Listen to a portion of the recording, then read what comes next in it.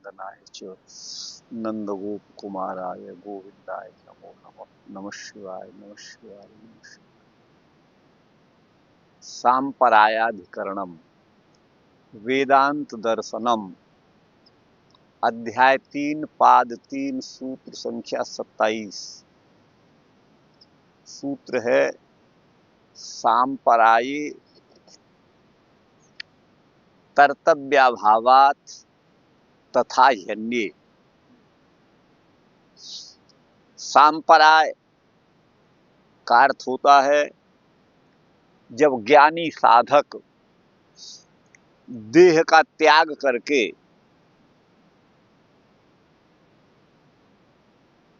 परलोक अर्थात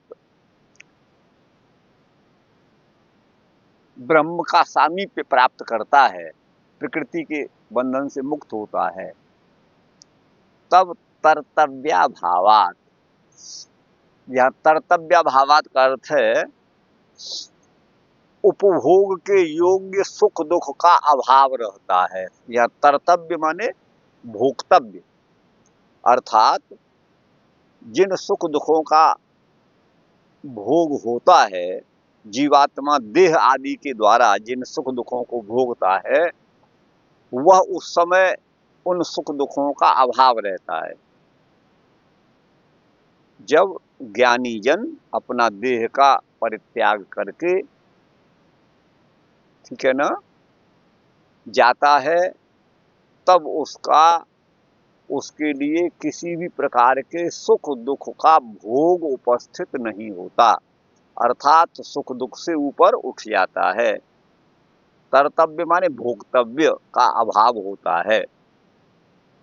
तथा ही अन्य, जैसा कि अन्य जो है शास्त्र भी कहते हैं अथवा अन्यत्र भी कहा गया है। शरीरादपक्रमण वेलायाम निश्शेषतया पाप पुण्य हानि। ज्ञानी पुरुष शरीरात माने अपने देह से जब अपक्रमण करता है, देह का परित्याग करके देह भाव से ऊपर उठता है, तो उस वेला में, अपक्रमण की वेला में, शरीर से निर्गत होने की स्थिति में निश्शेषतया माने पूर्ण रूप से पाप और पुण्य दोनों की हानि हो जाती है। न तो पापों का अनिष्ट फल भोगना पड़ता है और न पुण्यों का इष्ट फल भोगना होता है। कर्तव्य माने भोक्तव्य का सर्वथा अभाव हो जाता है। कुतः, कैसे? तो बोले शरीर वियोगात पश्चात, शरीर का त्याग करने के बाद, शरीर से वियुक्त होने के बाद, ताभ्याम कर्तव्य भोगा भावात, उस समय भोगने योग्य सुख दुख का नितराम अभाव होता है। तथा है अन्य का कहते हैं एवं एव माने इसी प्रकार अन्य अधीयते, अन्य शाखा वाले भी यही अध्ययन करते हैं, कहते हैं, पढ़ते हैं, मानते हैं। तो बोले क्या? अशरीरम वावसंतम न प्रिया प्रिय स्पृशतः एष संप्रसादो अस्मात् शरीरात् समुत्थाय परम ज्योति रूप संपद्य स्वेन रूपेण अभिनिष्पद्यते इत्यादि। तो यहाँ ये उपनिषद वचन है अशरीरम वावसंतम, जिस समय ज्ञानी साधक अपने देह का परित्याग करके शरीर रहित हो जाता है, अशरीरम, संतम माने विद्यमान हो जाता है, शरीर का त्याग करके जब वह ज्ञानी पुरुष स्थित होता है, तो ऐसे उस ज्ञानी पुरुष को देह त्याग के अनंतर प्रिया प्रिय माने इष्ट और अनिष्ट अथवा सुख और दुख न स्पृशतः, उस ज्ञानी का स्पर्श नहीं करते। एस संप्रसादो, यह संप्रसाद माने कृतकृत्य हुआ, आत्मलाभ के द्वारा अर्थात परमात्म दर्शन से संप्रसाद कृतकृत्य हुआ जो साधक ज्ञानी है, वह अस्मात् शरीरात समुत्थाय, इस शरीर से, इस देह से ऊपर उठकर अर्थात इसका त्याग करके परम ज्योति रूप संपद्य, परम ज्योति स्वरूप परम पिता परमात्मा को प्राप्त करके स्वेन रूपेण अभिनिष्पद्यते, वह अपने शुद्ध चैतन्य रूप में अवस्थित हो जाता है। अब यहाँ ये बात ध्यान देने की बात है, स्वेन रूपेण अभिनिष्पद्यते, वह मुक्त आत्मा अपने वास्तविक स्वरूप से अभिनिष्पन्न होकर के स्थित होता है। तो आत्मा का अपना स्वरूप क्या है? सत और चित्त तो है ही है, लेकिन वह आनंद स्वरूप परमात्मा को प्राप्त करके उस आनंद में मग्न हो जाता है, निमग्न हो जाता है। अपने स्वरूप में का से अवस्थित होने का तात्पर्य है कि अभी तक देह त्याग के पूर्व जो प्राकृत देह के बंधन में था, अब वह बंधन उस साधक को नहीं रहा, वह अशरीर हो गया, शरीर भाव से ऊपर उठ गया और उस अवस्था में उसे प्रिय और अप्रिय, सुख और दुख कुछ भी स्पर्श नहीं करते। ठीक गुरु भाई, ये श्रुति वचन है। तो अपने रूप में अभिनिष्पन्न होता है, इसलिए हमको ये गलतफहमी, ये जो है अनर्गल धारणा का परित्याग कर देना चाहिए। जैसे नदी जल, समुद्र के जल में नदी मिल गई है, जैसा कि उपनिषद में भी आया है, यथा नद्यः स्यन्दमाना, है ना, नाम रूपे विहाय समुद्रम, ऐसा मंत्र है एक। जैसे नदियां बहती हुई, स्यन्दमाना माने बहती हुई जो नदियां, वो समुद्र में जाती हैं और अपने नाम रूप का परित्याग कर देती हैं। तो इसका तात्पर्य यह है कि जो ज्ञानी इस शरीर को त्याग करके परमात्मा को प्राप्त करता है, वह अपना ये देवदत्त नाम, यज्ञदत्त या जो है घनश्याम दास या कृष्णदास, इन नामों का परित्याग करके अपना जो उसका वास्तविक रूप है। अब देखिए, नदी का जल समुद्र में गया तो समुद्र, नदी का जल तो अभी तो मीठा है, लेकिन उसमें मिलने के बाद वह लवण नमकीन हो गया। जो नदी का जल था वो नमकीन हो गया। वैसे ही जीवात्मा जो अभी आनंद से अभिभूत नहीं था, वह परमात्मा को प्राप्त करके आनंदित हो गया, वह जीवात्मा आनंदित हो गया। तो जो नदी का जल समुद्र में गया है वो वहां विद्यमान है, उसकी अलग सत्ता है, यद्यपि वो आपस में मिला हुआ है, आप उसे पकड़ नहीं सकते कि ये है ये नहीं है, ये वो, इस ये यमुना का जल है समुद्र में, ये गंगा नदी का जल है, ये पहला समुद्र का, ये आप नहीं उसे पकड़ सकते, क्योंकि वो नाम रूप इस पार्थक्य से रहित हो जाता है। ऐसे ही उसकी सत्ता तो रहती है उस जल की, जो नदी का जल वहां समुद्र में गिरा है। ऐसे ही परमात्मा की सन्निधि में जाकर के जीवात्मा की अपनी सत्ता रहती है और अपने प्रकृति से विनिर्मुक्त अपने सहज स्वाभाविक आनंद स्वरूप में वह अवस्थित हो जाता है, न कि परमात्मा में मिलकर अपने अस्तित्व को नष्ट कर देता है। उसका अस्तित्व नष्ट नहीं होता, स्वेन रूपेण अपने चेतन आनंद स्वरूप में अवस्थित हो जाता है। स्वेन रूपेण अभिनिष्पद्यते, अर्थात उसका अपना ही रूप रहता है। अभी क्या है, इस सृष्टि की दशा में हमारा आत्मा प्राकृत बंधन से बंधा हुआ है। प्राकृत बंधन क्या है?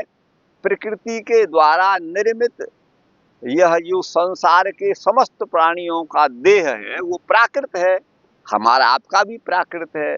तो हमारा आत्मा अभी इस प्राकृत देह में आबद्ध है, इस प्राकृत देह में है, लेकिन उस समय वह मुक्ति होने पर वह प्राकृत देह से विमुक्त होकर प्रकृति के संसर्ग से अलग होकर के अपने सहज स्वाभाविक चेतन स्वरूप में अवस्थित हो जाता है। अर्थात उस आत्मा का अभाव नहीं होता, न वो परमात्मा में मिलता है, किंतु स्वयं रूपेण विनिष्पद्यते, वो अपने ही रूप से वहां पर अपने चेतन स्वरूप से अवस्थित हो जाता है। एवं सत्य ऐसा होने पर देह वियोग समये जातः एव कर्म क्षयो, जिस समय ज्ञानी साधक का देह से वियोग होता है, देह वियोग के समय में ही कर्म क्षय हो जाता है, उसके कर्म जो है वो नष्ट हो जाते हैं। विरजाम नदीम ताम मनसा अत्येति, और विरजा नाम की उस नदी को वो मनसा माने मन के द्वारा, मन के समान तीव्र गति से अत्येति पार कर लेता है। तत् सुकृत दुष्कृते विधुनुते, और वह उसके जो भी सुकृत माने पुण्य हैं अथवा दुष्कृत माने पाप हैं, उनको भी विधुनुते नष्ट कर देता है। ब्रजा नदी प्राकृत जगत को ही ब्रजा नदी कहा गया है। प्रकृति ही ये प्रकृति का विकार ही है। मूल तीन ही तो तत्व है, परमात्मा और जीवात्मा और एक प्रकृति। जो भी कुछ है जीवात्मा परमात्मा से अतिरिक्त वो सब प्राकृत है। आप उसी को आप समझिए, उसको वह पार कर लेता है। तो नदी तरणानंतरम पठ्यते, ये नदी को पार करने के अनंतर ऐसा पढ़ा जाता है, कहा जाता है कि वह सारे सुकृत और दुष्कृतों का, पाप और पुण्य और पाप का वो जो है त्याग कर देता है, उसे पुण्य और पाप स्पर्श नहीं करते। ऐसा भाष्य भगवान निम्बारकाचार्य ने किया है सांपरायी कर्तव्याभावात तथा ही अन्य इस सूत्र का। तो देखिए सांपराय का मतलब है देह त्याग करने पर। देह त्याग तो मूर्ख और अज्ञानी भी सभी करते हैं, वो तो करना ही पड़ता है, लेकिन यहाँ पर तात्पर्य है ज्ञानी साधक का, जिसने अपनी साधना के द्वारा परमात्म तत्व को जान लिया है। ऐसा ज्ञानी जो साधक है, ज्ञानी का मतलब है अब ज्ञान केवल शाब्दिक ज्ञान वाला नहीं, उस ज्ञान में आरूढ़ जो है वो ज्ञानी है। हाँ, वही ज्ञानी। वही ऋते ज्ञानान्न मुक्ति, ज्ञान के बिना मुक्ति नहीं होती है, आप समझिएगा। अब ज्ञान क्या है ये भगवत गीता में बहुत अच्छी तरह से बताया गया है। एतद् ज्ञानमिति प्रोक्तम अज्ञानम यदतोऽन्यथा। तो उस तरह का हमारा जीवन ढल जाए, घुल मिल जाए शास्त्र के वचन के अनुसार, वो है ज्ञान। बाकी तो शब्द का ज्ञान तो थोड़ा बहुत सभी को है, हमको भी आपको भी है। एक अनपढ़ मूर्ख व्यक्ति भी कहता है अरे दुनिया तो झूठी है, ये इतना ज्ञान तो उसका भी है। अरे कछु संग ना जाए भैया, सब यहीं धैर्य रह जाएगो, ये ज्ञान तो सबको भी है। लेकिन फिर भी आसक्ति हमारी उसी में है, तो ये ज्ञान नहीं है। हम अनासक्त हो जाएं तो ये ज्ञान है। सारी इच्छाएं हमारी समाप्त हो जाएं, ये ज्ञान है। अच्छा, तो सांपराय माने ब्रह्मज्ञ जो पुरुष है, ब्रह्मवेत्ता जो पुरुष है, वह सांपराय माने परलोक गमन करता है जब देह त्याग करके। तो कर्तव्य भावात, कर्तव्य माने भोक्तव्य, सुख दुखों का अभाव उसके लिए होता है, जैसा कि अन्य शाखा वाले भी कहते हैं। ब्रह्म प्राप्ति की ओर अभिमुख विद्वान को देह त्याग के अनंतर शुभ अशुभ कर्म जन्य सुख दुख का भोग प्राप्त नहीं होता, जैसा कि अन्य शाखा वाले कहते हैं। सूत्र का अर्थ हो गया, देह से उत्क्रांति के अनंतर ब्रह्मज्ञानी के समस्त पुण्य पाप ब्रह्म ज्ञान से नष्ट हो जाते हैं। ध्यान दीजिएगा, ज्ञानी के समस्त पुण्य और पाप ये दोनों ही नष्ट हो जाते हैं। लेकिन कौन से पुण्य पाप? जो संचित कर्म है, संचित कर्म है से होने वाले जो पुण्य और पाप हैं वो नष्ट हो जाते हैं। अच्छा, प्रारब्ध कर्म का नाश देह त्यागने पर ही हो जाता है। क्योंकि प्रारब्ध के अनुसार ही जो कर्म पूर्व काल में पूर्व जन्म में किए गए और जिन कर्मों के फलस्वरूप हमें यह देह मिला वो प्रारब्ध कर्म है। तो देह छूटने पर वो प्रारब्ध कर्म समाप्त हो जाते हैं। ये तो हर प्राणी के हो जाते हैं, ज्ञानी अज्ञानी के सबके हो जाते हैं। क्योंकि जिसको जिस प्रारब्ध के अनुसार बुरे भले प्रारब्ध के अनुसार जो जैसा देह मिला है वो तो प्रारब्ध का नाश हो जाता है देह का नाश होने पर, चाहे वो ज्ञानी हो या अज्ञानी हो।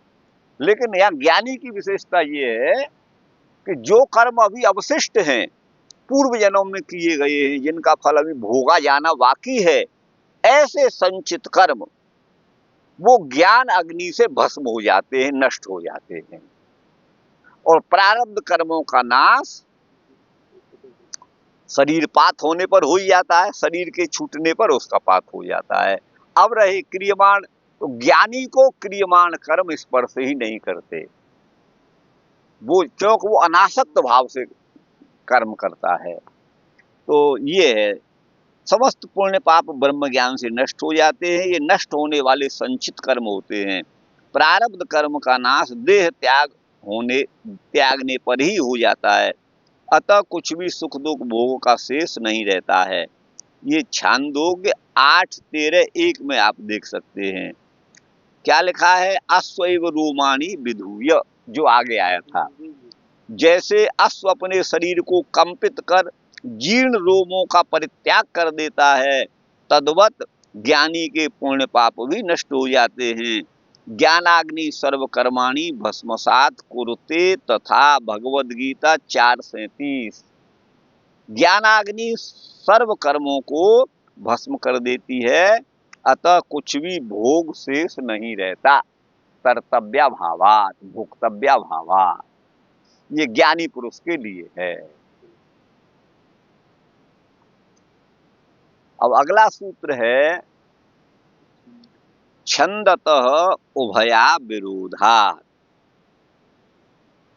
छंदतः, छंद शब्द के अनेक अर्थ हैं। छंद माने वेद भी है, छंद माने लौकिक छंद भी है, और वैदिक छंद गायत्री आदि भी एक छंद है। छंद का अर्थ इच्छा भी होता है। अनेक अर्थ है। तो छंदतः माने इच्छा अनुसार अथवा वेदानुसार, वेद के अनुसार। उभया विरोधात, दोनों में कोई विरोध नहीं है, दोनों का कोई भी विरोध नहीं है। अर्थात उस साधक ज्ञानी के जो मुक्ति की ओर अग्रसर है, मुक्ति को प्राप्त होता है, उसके पुण्य और पाप दोनों ही नष्ट हो जाते हैं, इसमें कोई विरोध नहीं है। अथवा उभया विरोधात का आप ये भी अर्थ कर सकते हैं, एक जगह उपनिषद में ये लिखा हुआ है कि उसके सारे पाप नष्ट हो जाते हैं, दूसरी जगह उपनिषद में, दूसरे उपनिषद में ये लिखा हुआ है उस ज्ञानी के पाप पुण्य दोनों नष्ट हो जाते हैं। तो एक जगह तो केवल पाप हानि और दूसरी जगह पाप पुण्य दोनों की हानि, दोनों का नाश ये कहा गया है। वस्तुतः इन दोनों कथनों में कोई विरोध नहीं है। क्यों? कि जहां पर केवल पाप नष्ट होने की बात है, वह पाप पद जो है पुण्य का भी संग्राहक है, बोधक है, उपलक्षण है। अर्थात पाप पुण्य दोनों ही नष्ट हो जाते हैं। छंदतः उभया विरोधा। विदुषः पुण्यम पापम क्रमात् सुहृद दुर्हृच छंदतः प्राप्नोत्येव। विदुषः माने विद्वान, जो ज्ञानी, मोक्ष को प्राप्त करने वाला जो विद्वान ज्ञानी है, वह पुण्यम पापम क्रमात्, उन पुण्य और पाप को यथासंख्य, क्रमात् माने यथासंख्य, अपने पुण्यों को तो सुहृद, उसके पुण्यों को तो उसके सुहृद, ज्ञानी के सुहृद जन ले लेते हैं, और पाप को दुर्हृद माने अमित्र, शत्रु, अर्थात द्वेष करने वाले ले लेते हैं। छंदतः प्राप्नोत्येव, वो प्राप्त करते ही हैं।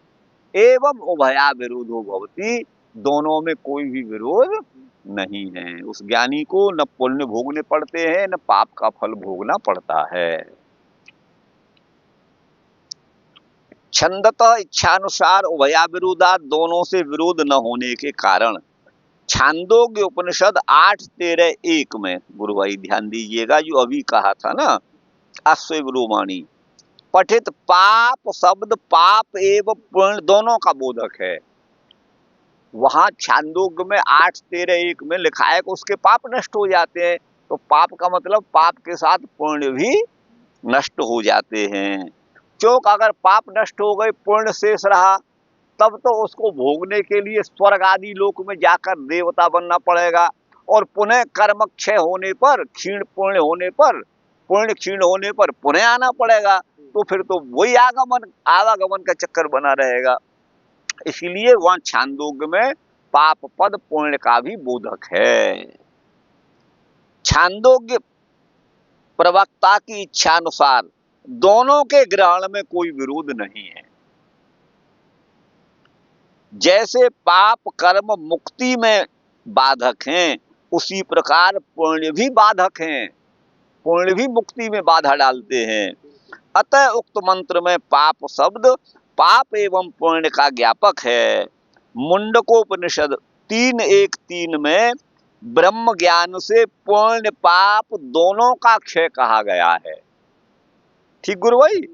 और बृहदारण्यक में पाप का ही क्षय कहा गया है, लेकिन दोनों में कोई, छांदोग्य में केवल पाप का ही क्षय कहा गया है, इसलिए दोनों में कोई विरोध नहीं है। छांदोग्य में केवल पाप क्षय कहा है, यह पाप शब्द पुण्य का भी बोध कराता है। अतः दोनों श्रुतियों में, माने छांदोग्य श्रुति में और मुंडक श्रुति में, मुंडकोपनिषद में कोई भी विरोध नहीं है। उभया विरोधात, दोनों में विरोध की संभावना नहीं करनी चाहिए। यही छंदतः उभया विरोधात ये सूत्र है गुरु भाई। ठीक। अब आगे अगला सूत्र है 3:3-29। गते अर्थवत्वम गतेरर्थवत्वम उभयथा अन्यथा ही विरोधः। गते अर्थवत्वम उभयथा अन्यथा ही विरोधः।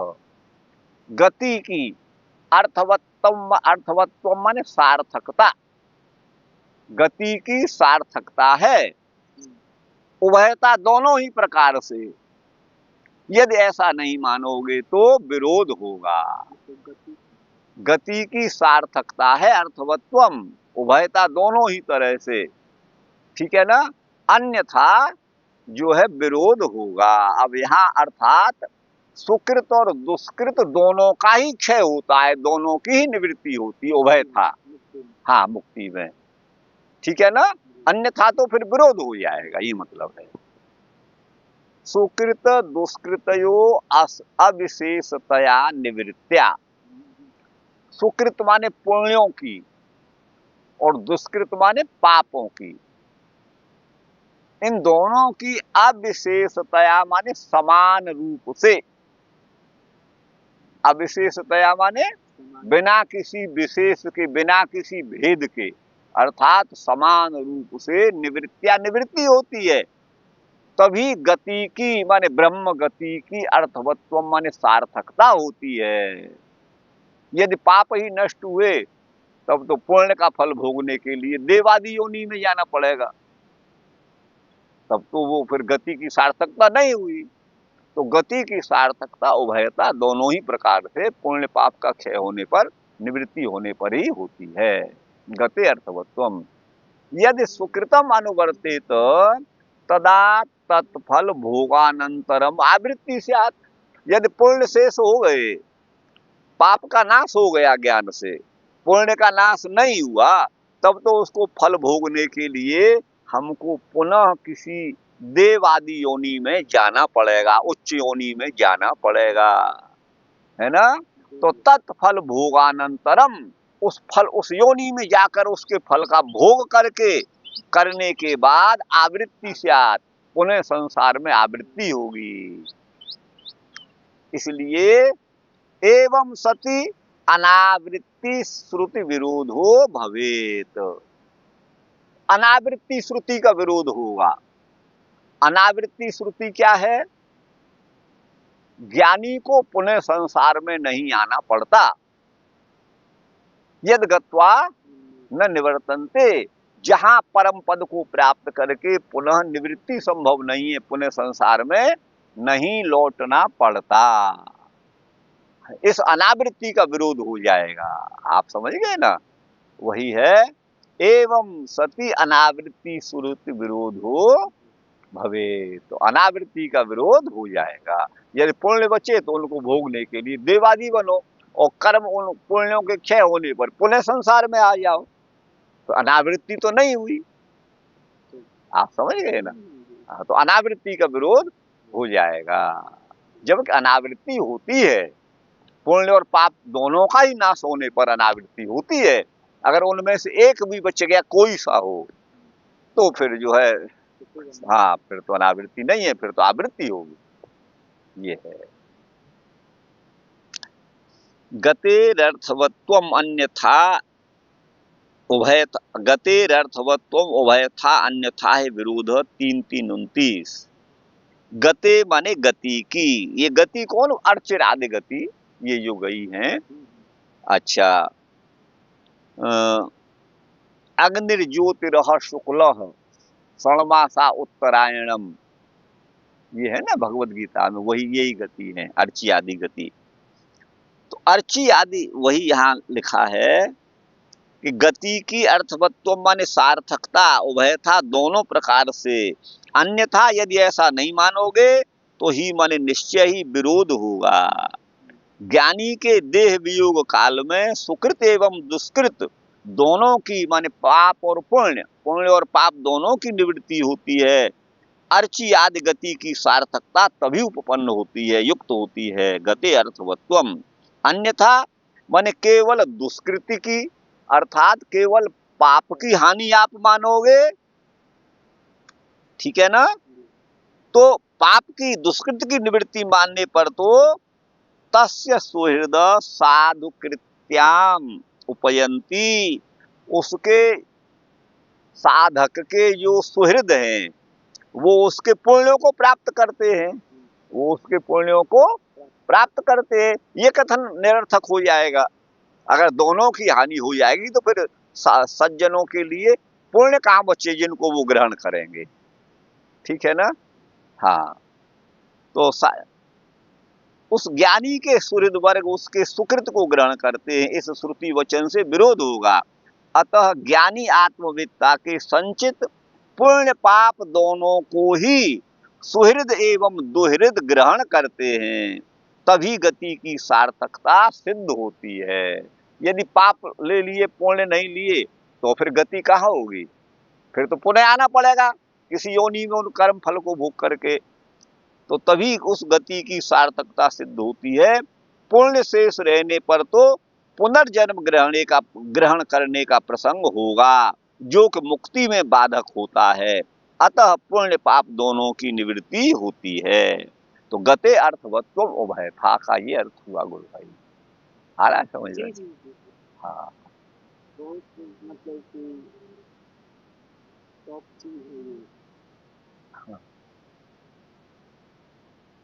और चलेंगे एक आध, क्या समय हुआ? एक और है अधिकरण में।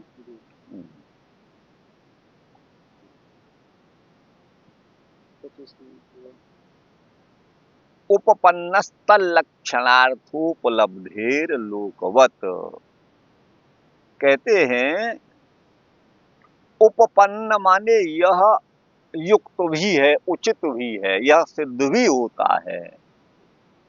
क्योंकि तल्लक्षणार्थोपलब्धे, उसके लक्षण रूप अर्थ की उपलब्धि होने से, प्राप्ति होने से, लोकवत माने लोक के समान। अब देखिए, उपपन्न माने युक्त ही है, तल्लक्षणार्थोपलब्धे, उस तत् माने उस गति के उपयोगी साधन की प्राप्ति से। गति के उपयोगी साधन, आपको वृंदावन से यहाँ आने का साधन बाइक मिली तो आप आ गए, ऐसे ही तल्लक्षणार्थो माने उस गति के उपयोगी साधन की प्राप्ति से, उपलब्धि से, लोकवत माने लोक के समान। जब गति के सारे साधन उपलब्ध हो जाएंगे तो गति तो होगी ही, ये यहाँ पर भाव है। अच्छा, ज्ञानी पुरुष का देहपात होने पर सभी पुण्य पाप रूप कर्मों का क्षय होना उपपन्न ही है। उस अर्ची गति के उपयोगी साधन मुक्तात्मा को प्राप्त हो जाते हैं, जैसा कि लोक व्यवहार में देखा जाता है। लोक व्यवहार में भी हमको सारे साधन उपलब्ध हैं तो हमारे साध्य की सिद्धि हो जाती है, अन्यथा तो नहीं होती। तो वही है, ब्रह्मोपासकस्य शरीर वियोग काले सर्व कर्म क्षयेपि पंथा उपपन्न। ब्रह्मोपासक, ब्रह्म की उपासना करने वाला महापुरुष जब शरीर का त्याग करता है, उसके शरीर वियोग काल में समस्त कर्मों का क्षय होने पर भी पंथा माने मार्ग उपपन्न होता है, युक्त होता है। कुतः, कैसे? परम ज्योति रूप संपद्य स्वेन रूपेण अभिनिष्पद्यते।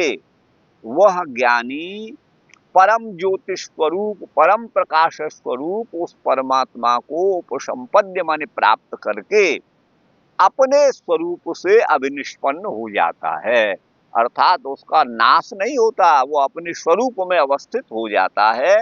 अपने स्वरूप में अवस्थित होने का तात्पर्य है प्राकृत बंधन से विनिर्मुक्त हो जाता है। अभी वो अपने को शरीर आदि मानता था, मन बुद्धि आदि के रूप में मानता था, अब शरीर मन बुद्धि इंद्रियां इन सब के भाव से पृथक हो जाता है, केवल अपने आत्म स्वरूप में अभिनिष्पन्न होता है, अवस्थित होता है। सपर्येति, स तत्र पर्येति, वह मुक्त आत्मा, तत्र माने ब्रह्म के सानिध्य में, पर्येति अर्थात लोक लोकांतर जहां भी हैं वो जा सकता है। पर्येति इणगतौ, एति, एति माने जाता है, परि माने चारों ओर, वो कहीं भी आ जा सकता है, पर्येति विचरण कर सकता है, क्योंकि ब्रह्म तो सर्वत्र है। अच्छा, और लोक लोकांतर ये अपना सीमित है, पृथ्वी लोक की एक सीमा है, वायु लोक की सीमा, अंतरिक्ष, इन सब की सीमा है, लेकिन वो सभी लोक लोकांतरों में अपनी इच्छा के अनुसार आने जाने की उसकी क्षमता हो जाती है। सतत्र पर्येति। जक्षण माने भोगता हुआ, दिव्य भोगों को भोगता हुआ, क्रीडन क्रीड़ा करता हुआ, रमण करता हुआ वह रहता है, आनंदित होता है, उसे किसी प्रकार का कष्ट अनुभव नहीं होता। इत्यादिषु देहादि संबंध लक्षणार्थोपलब्धे यथा भूप सेवकस्य भौमार्थ सिद्धि तद्वत।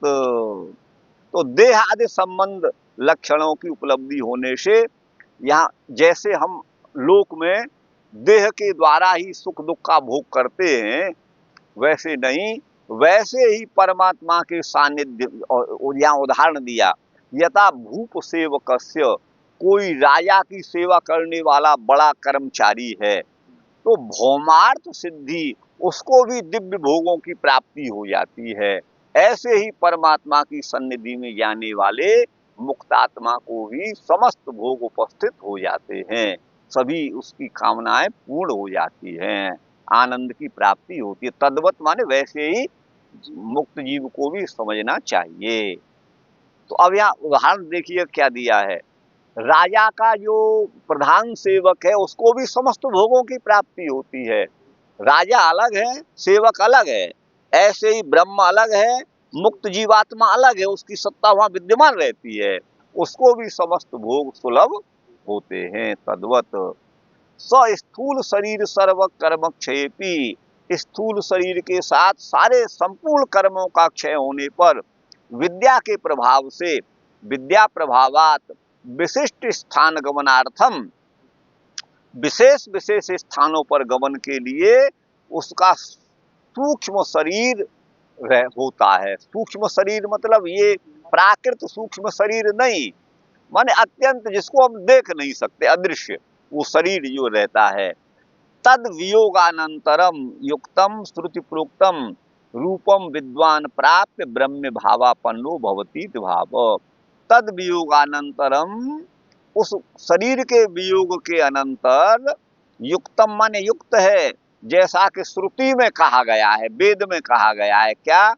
रूपम विद्वान प्राप्य, माने उस दिव्य रूप को विद्वान प्राप्त करके ब्रह्म भाव से आपन्न माने युक्त हो जाता है, ऐसा भाव है भवतीति भाव।